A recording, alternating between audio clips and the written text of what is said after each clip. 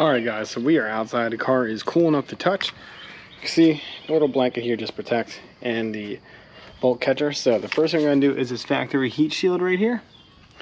I have the ZZP catch can in the way, which is fine. There are 3 bolts we got to do. There's this first one here, second one here, and a third one's going to be a pain. I don't know if you can really see it. It's down under the heat shield itself, so it's kind of hard to see.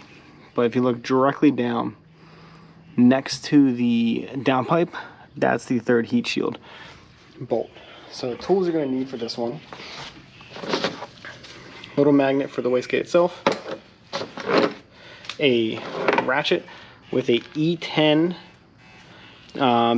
socket. You cannot use a standard 10mm on this, it will not work. A little screwdriver to pry up the clip on the wastegate itself, and then a wrench for the bolts on the wastegate actuator. So what I'm going to attempt to do is set this up in a way that you can see what I'm doing. So unfortunately, that's where it gets a little dicey with it. I don't have a spot. So what we're going to do is we're going to have to get underneath of this. And I might have to move this piping around a little bit.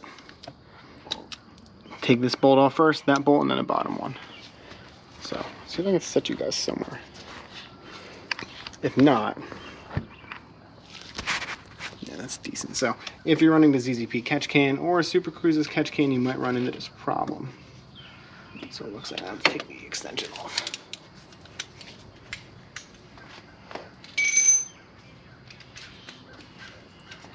Unfortunately, the extension makes this job difficult.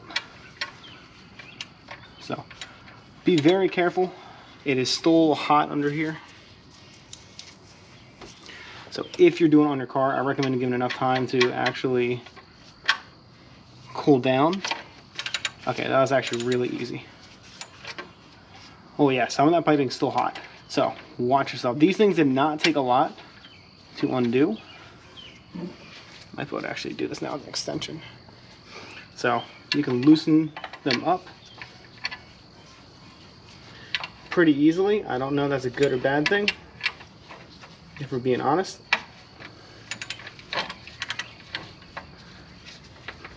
But it loosened just like that. So you might have been able to see what I'm doing here. Let me do the GoPro. So I have these 2 bolts right here that I was able just to loosen very easily. So put your extension on, you can turn them. So I'm going to have to take the GoPro and put it down momentarily. So I got the first 2 off, then we'll work on getting the 3rd one. See if I can get you some kind of angle. I thought it was gonna be a little bit more force, which kind of worries me if we're not, to be honest.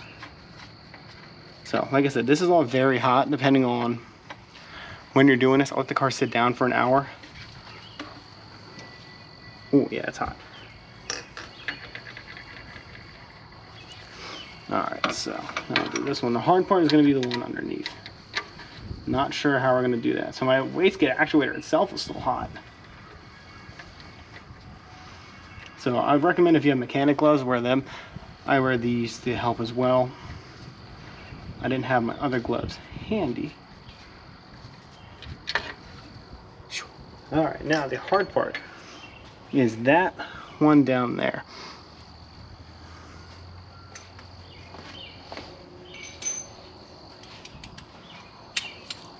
Might have to get a smaller socket. Well, maybe not.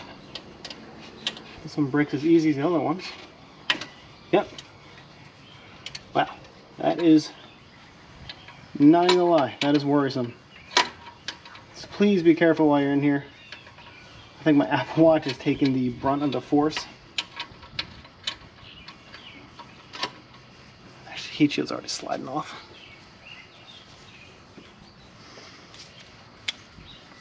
So the heat shield itself is very easy. What the heat shield does is protect the rest of the engine components from the heat of the turbo. And you don't want to leave it off too long, because and protecting that heat, it can hurt the electrical components and stuff like that. So I wish I can give you the view for this. Next time I'll get a head cam for it. But last bolt of the heat shield. Now, you can actually physically grab it and pray that it's not burning piping hot. And get it out of here. Yep, okay, so I can't do this with one hand. So, put this down for a sec. If I drop it down into my engine bay somewhere. And then once we get it out, we can show you the and this is why you put down a blanket too, protect your paint. In my case, it's the wraps. Here's your heat shield. So it's telling you the bolts. One down here, two up top. So we can put this down for now. And now your wastegate actuator is exposed. So see, right down in here, there's a little clip. We need to take that clip off and get the actuator out. So for this one, you're going to need a flathead screwdriver and a magnet. Hold this magnet close to that clip, otherwise you risk of losing it. FedEx here, drop off something else for me probably. One of the FedEx drivers here absolutely loves the car. He talks to me trying about it. So unfortunately I can't do this with two hands.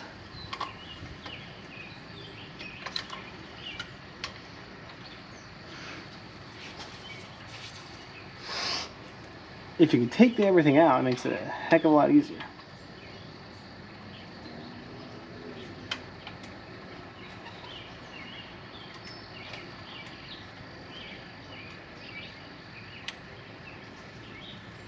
But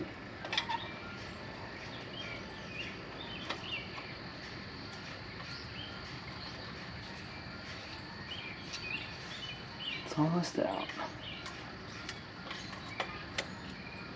And this is why you have the magnet. So it's just that truly little clip right here.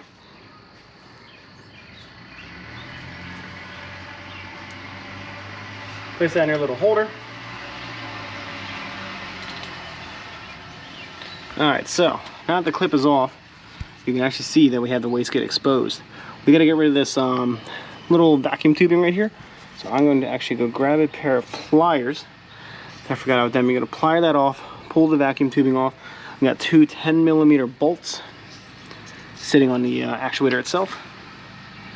And then we can take this thing out. So let me pause it and go get some pliers and I'll be back. Alright, we are back.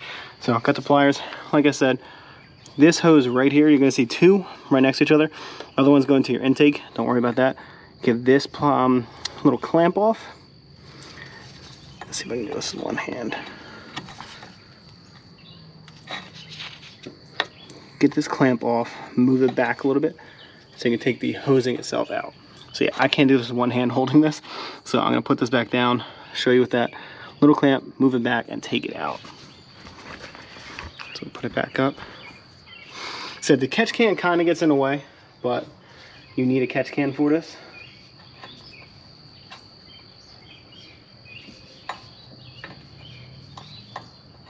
This would probably be the hardest part because these things are always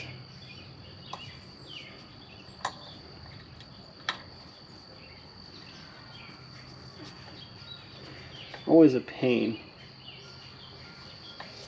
to actually get. So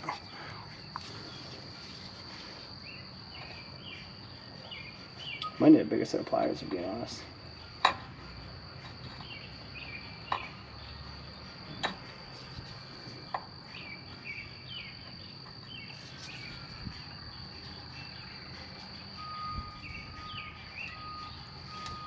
You can't really get that with your hand, so. All right, let me go get a set of needle noses and I'll be back. All right, we're back. How am I gonna do this?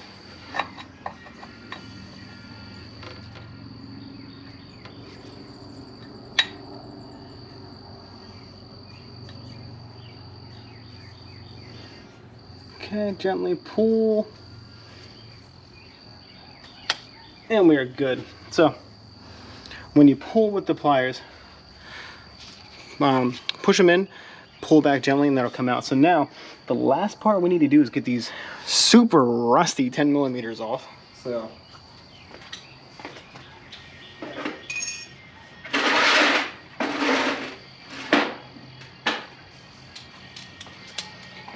pop in our 10 mil.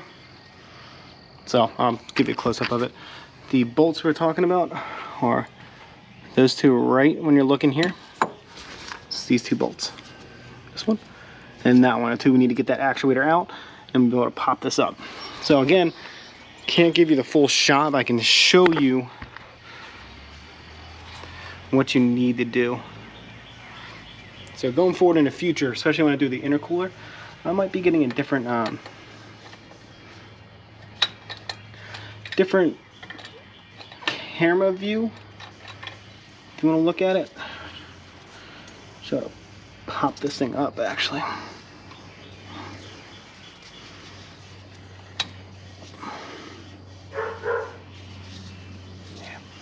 Man, these things are rusted. All right, let's see if we can use a wrench. Because of the spot, sometimes a ratchet might not work the best. So.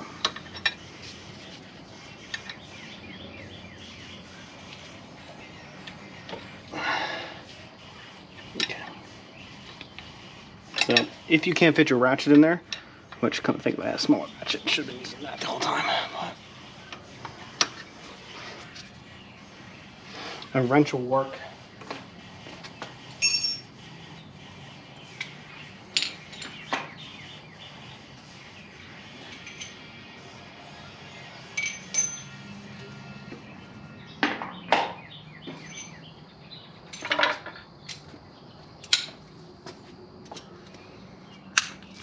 Use our extension for this part.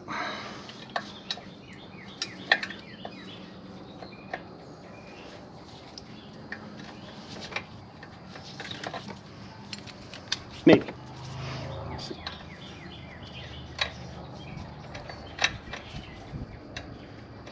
That first bolt's coming. This is also why I want to wear gloves. These things are super rusty. I mean, this car has 78,000 miles on it. Oh.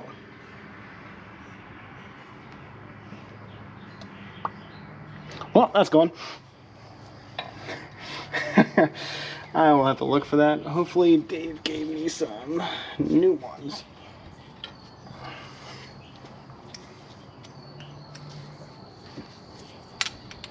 Luckily it didn't fall too far, but it fell, definitely.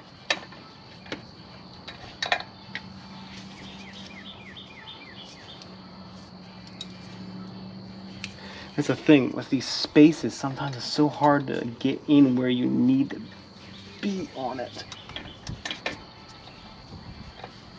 Okay, I got it. I think. Let's see if we get it right in here. This would be the hardest part because this is the smallest space to work with. If you lose the bolt and it just drops in the engine bay, that's fine. Oh man, this one's on there. Because you are not exposing anything in the turbo itself yet. So can't have any risk of it falling into there, causing damage. In my case, I literally just fell to the ground below. So as soon as I move the car, I'll be able to get it. These things aren't that big, so be careful. If I can get this one out without dropping, I'll show you guys. Oh my god, that turbo's hot. These are the two holding on the actuator. Obviously I just have one because I dropped it. Now we have to wiggle this thing out.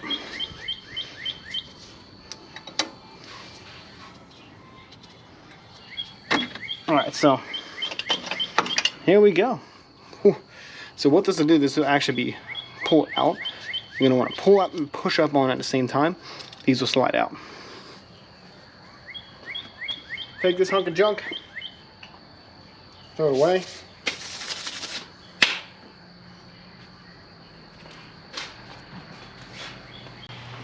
take your new beautiful one that does have the nuts on it. I'm gonna put them in my holder for now. So,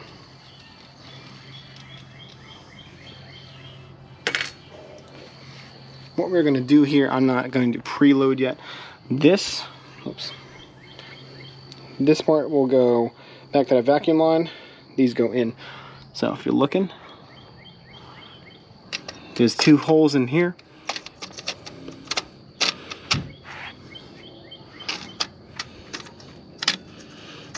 It's gonna be a tight fit. I cannot do this with one hand, so again, 2-handed job. But you're gonna go through the holes that the factory came in and pop it back in that way.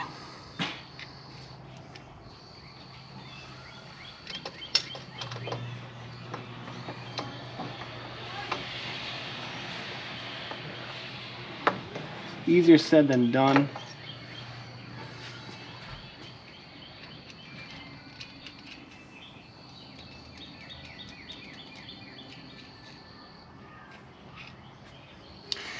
Due to the constraints.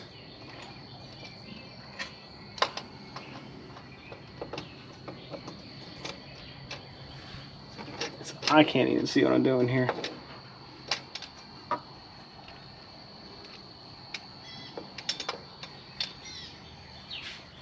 This is in such an awkward spot.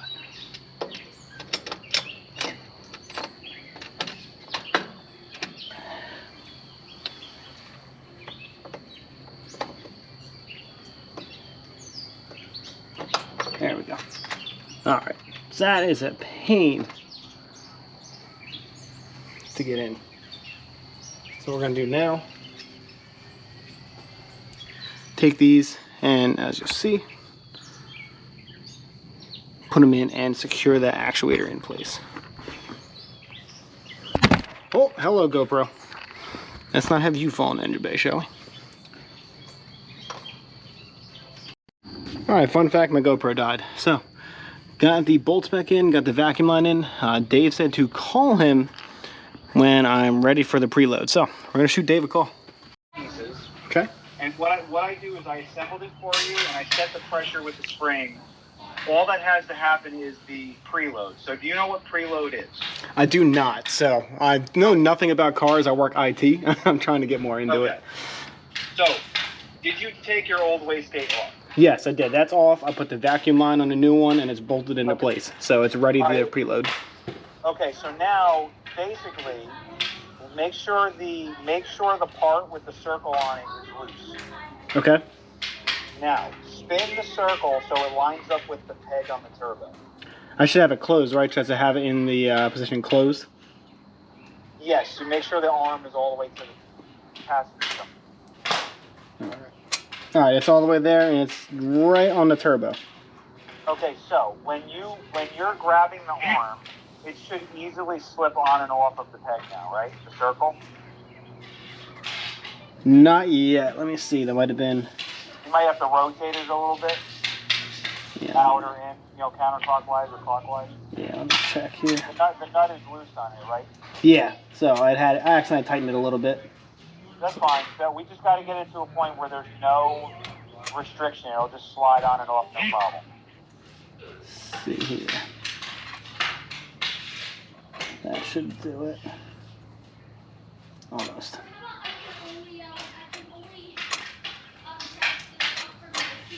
That's too much. I'm trying to adjust it just enough. Okay, now it slides on and off. Okay, so when I look at it, it looks like it's installed, and when I grab it with my hand, it just pops right up, no resistance, right? Yep. Okay, now that's called zero preload. Okay. Okay. I want you to rotate the part with the circle, lift up on it, off of the peg. Okay. Rotate the part with the circle. A quarter turn would be if you spin it 180 degrees. Okay. A full turn would be 360 degrees. So 1/2 and then 1/2 again. That's one full turn, right? Yep. Okay. Do that twice. Okay. And then when you try to put the circle back on, it should be shifted to the left, and about 2 credit cards worth of thickness is the offset. Yep, that looks just about it. Okay, so if you go, maybe let's go one more half turn. Okay. Now, pull over on it to the circle and pop it in place. Now it should be, you should have a little resistance now, right? Yeah, I gotta definitely pull on it to get it where I need to be. Yeah, that's called preload. Gotcha. Now, so put that on there. Do not put the little clip in place. Okay. Save the clip, put it in your cup holder for now, okay? Yep. Tighten up on the nut. Drive the car. It's going to drive better, but what we want to watch is, I'm assuming you have some way to read boost. Yeah, I have the B&R auto cal. Okay, so yours, I believe, read 30 or something before, right? Yeah, roughly when I was looking at the log, it said 30 max PSI. All right, so if we deduct 14, it's about 15 PSI is what your car probably makes, I'm assuming. Yeah. Because 14 is atmospheric pressure. So just make sure when you're driving that it's reading around the same. If it's up a little bit more, that's fine. If you want to back it down, you can just you're just going to move the circle counterclockwise. Okay. If you want more, you're going to go clockwise, but you should be right where you want to be. Gotcha. Pretty much right now. Yeah, so that's it. Take it for a spin and report back. If you see if it's not getting up there, then we just need to go a little bit more preload. If you see that it's really high, then we got to back it down a little bit. Okay. It should pretty much be on the. Cool. Usually, what I actually